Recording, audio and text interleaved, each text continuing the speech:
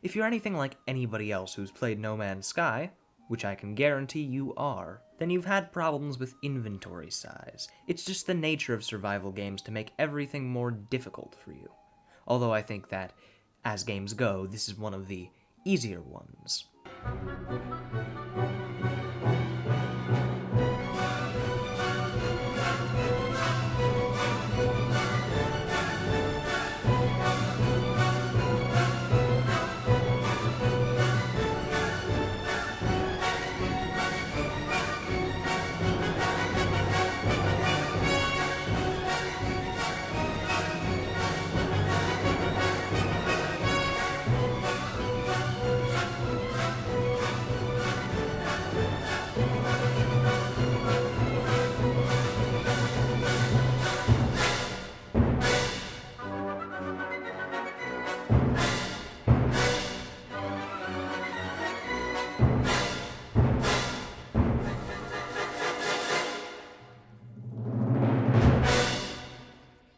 This method is absolutely lovely, if I do say so myself, because I'm just an absolute pro No Man's Sky player. Well, I think now's about the time that I will pull a, what they call a pro YouTuber on ya, and say, as they do in the biz, let's get right into it. So when you're first getting started with the whole upgrading your exosuit thing, or specifically your slots, I would recommend upgrading the hyperdrive of your ship, because that's something that you're going to need to get started. Your starting materials are a ship with a hyperdrive. It's recommended to have upgrades for that hyperdrive, a good amount of warp fuel so that you don't run out, because this is going to involve a lot of warping, and a couple 100,000 units, maybe like a million for the end of the cargo slots. As you can see over here, they get very expensive, but I have a solution for that as well. See, Starship Research, third from the left in the research categories, is where you would find these upgrade modules. See, I always like to invest in S classes, so you'll need a few nanites for this, but all you want is a hyperdrive module, such as this C class. If you can, they only have one stock of one per module, so if you want to get the maximum 3, or maybe it's 4, I believe it's 3, but you can check. I just don't want you to be wasting a slot. Just buy the one that you want, and then go back to your ship, and like I just did, go in and out so you get a restore point, and reload your autosave right here. It'll do a little bit of loading, and you'll come back, and their stock will be replenished, and you'll still have the module. So once you have your modules, like I already do, these beautiful babies over here, what you're going to do is just begin warping. So I'm going to get my ship, exit the space station, open the quick menu, and select the galaxy map. Now, I'm not going to follow any missions, because I've been to the majority of mission sites that are recommended to me, so I'm just going to go to free look and pick a random system that's not too far, because you don't want to lose more fuel than you need to. So let's choose this star system. And so really the crux of this entire method is having a space station in a system that you've never been to. So if the system, for example, just doesn't have a space station, then you can warp away from it immediately. It's not of any use to you. Like this system. This is not of any use to me. I'm going to warp to another system because you suck.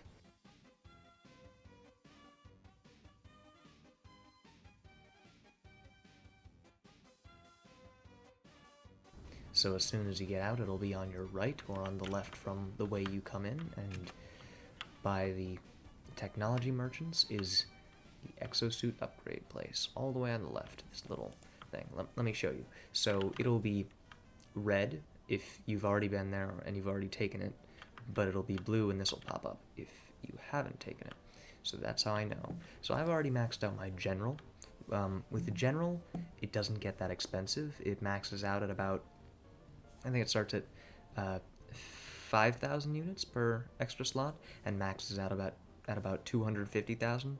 technology maxes out about 500,000, and you see with cargo, I'm nowhere near done, and it's already at 850,000 units. So it's starting to get expensive. At the end, it gets to like, at the very end, it gets to like maybe, I think 50 million on the last one, something like that. It's just some crazy amount. And so I have an alternative method for once you get to that time when you're maxing out your cargo slot. I haven't gotten to the place where you need to use drop pods, which is what we're going to use, but I'm going to show you now. So the first step of this is to gather some nav data. Navigation data. See from things like this in the space station. It'll give you encrypted navigation data. Sometimes in front of these guys, sometimes just on tables, lying around. It can be blue, it can be orange. You can find it on planets sometimes, or in certain outposts. 3 is enough for my purposes. So what we're going to do is we're going to cross over. There may or may not be some navigational data over here as well, although it's much less likely. There aren't as many surfaces for it to be on, if any. And we're going to go over to the cartographer. Going to interact, and you are going to exchange maps. So what we want to get is a planetary chart. As many as we can, so I'll get 3 because it's possible that the first one won't give us the place that we want to go to. A transmission tower. See, that's not what we want. We want a small outpost, because those have the potential to sell us what we want, which is drop pod coordinate data. If you already have drop pod coordinate data, then you're in luck. You're going to want to use that. I'm going to use another one of these. Minor settlement. That's exactly what we want. So that'd be there. So I'll see you on over there.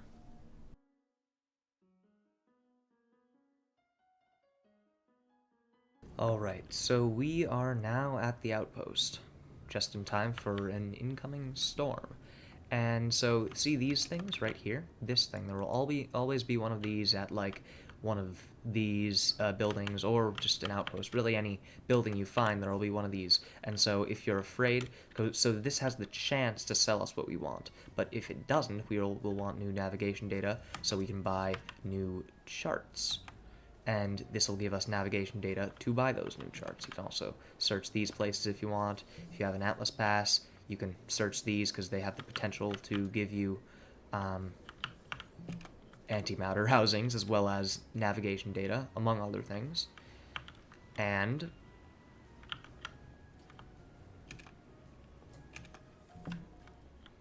not interested in that. So there's the chance you're going to come back here, you're going to talk to the technology merchant. Okay, I'm very short. There is the chance, when you purchase components, for it to sell you what it's not selling me, the drop pod coordinate data. So, reloading, and, okay, there's some navigation data, which I do want. Reloading your save I don't think it'll change what they sell. I think they have set things that they sell, and so just saving right there. I am going to go into space, and I'm going to plot a point for my other. So really, what I could do is I could go into the I could go to the space station, buy some more charts, but I'm just gonna use this. Okay, observatory. I don't want to go there. I'm going to go buy some more planetary charts.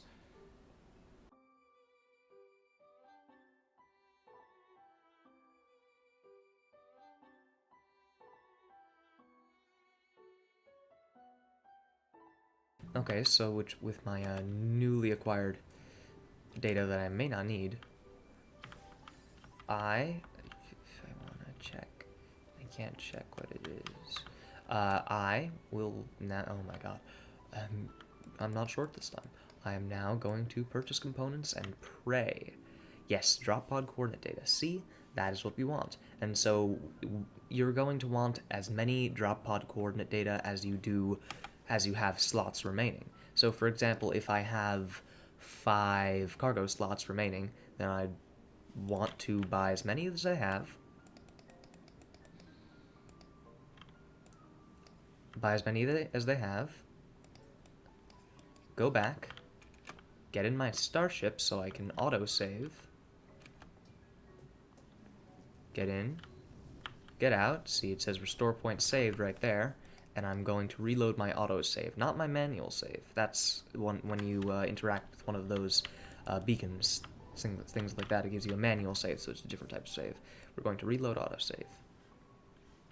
And by doing this, we will effectively replenish their stock of the items that they already have, so give us more coordinates to buy whilst still retaining the same items to sell.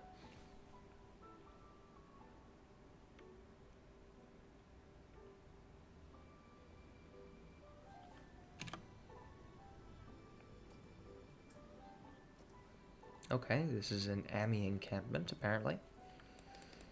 I was thinking army encampment. So let's see. See, it's been replenished. All three of them again. So I'm... Sure, I'll buy them, even though I'm going to end up throwing them out. Because I can just buy slots. But that's just because I'm rich, and I will show you how to get rich if you stay tuned for the next episode of What Am I Doing With My Life? So, what you're going to do next is... You're going to go into the build menu, go to tech, go to portable, and find the signal booster. See, that's 1 metal plating, 1 carbon nanotube, and 15 sodium. So I will see you once I gather all that.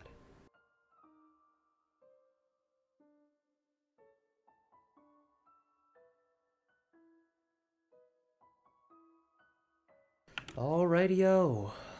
We are back. We have constructed, or we have the means to construct it. Now we'll construct it, and we will interact with it. Remember not to leave it behind once you leave, because you don't want to build another one of these. It just takes too much time. We are going to decipher 1 drop pod coordinate data.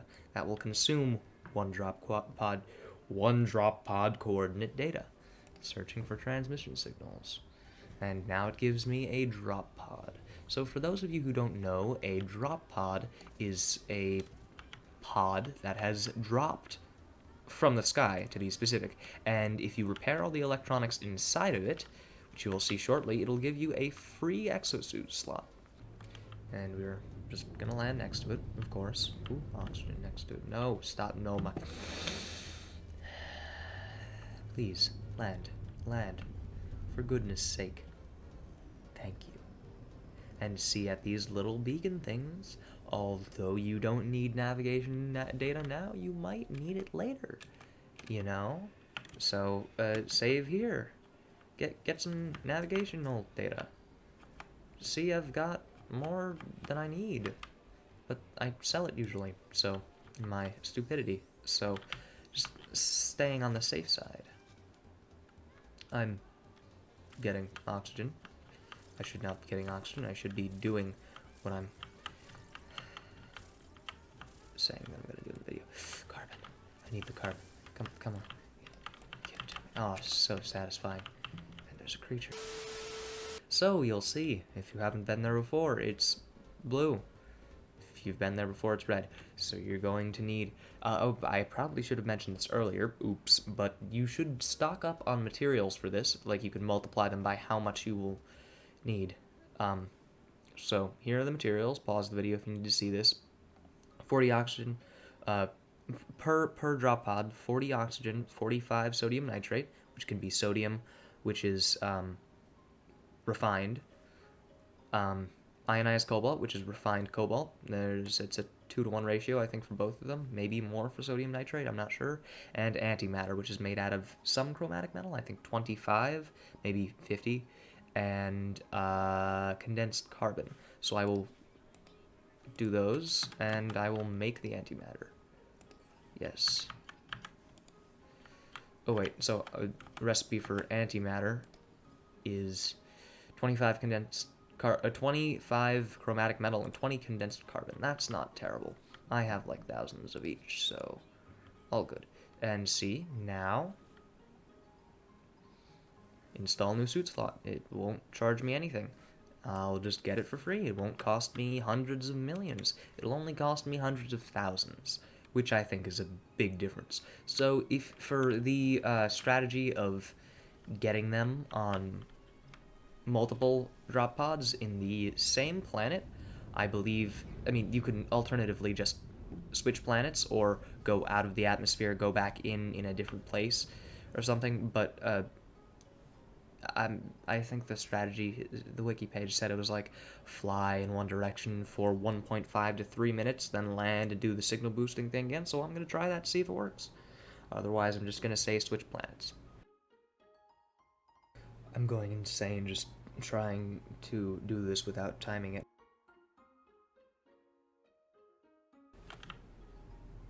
Hey. What was that thing?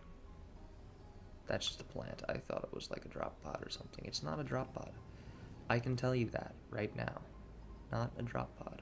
If you think you see a drop pod just on the ground, then jackpot. Go for it. Because if you scan, you'll just get that drop pod. If you don't see a drop pod, don't go to it because it's not a drop pod. I would think common sense would dictate that, but obviously it doesn't.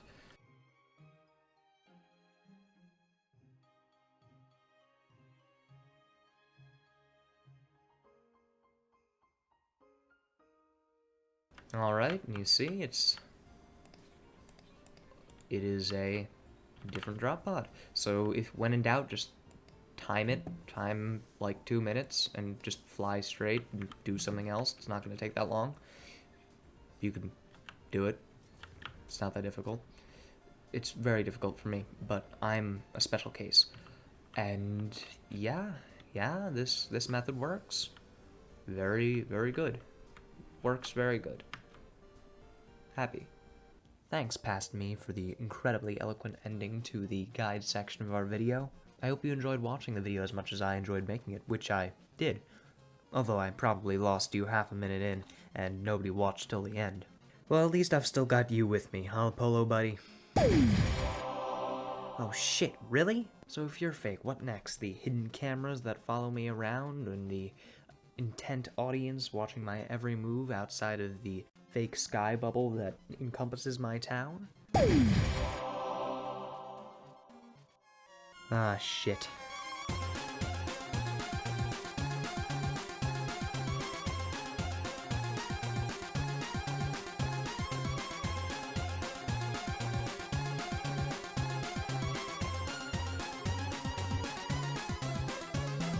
Also, little post-production note in here, I forgot to do an intro to this video, so I'll do an extro instead, because that's obviously what I have to do instead of an intro. So, goodbye. My name is Harry. You're leaving my channel called Ruthenheimer. Don't tell people to subscribe and like at the beginning of the video, but I'll say it anyway. It helps me out. Thank you. Thanks for watching. I really do appreciate it. Yeah. This is how I speak in real life.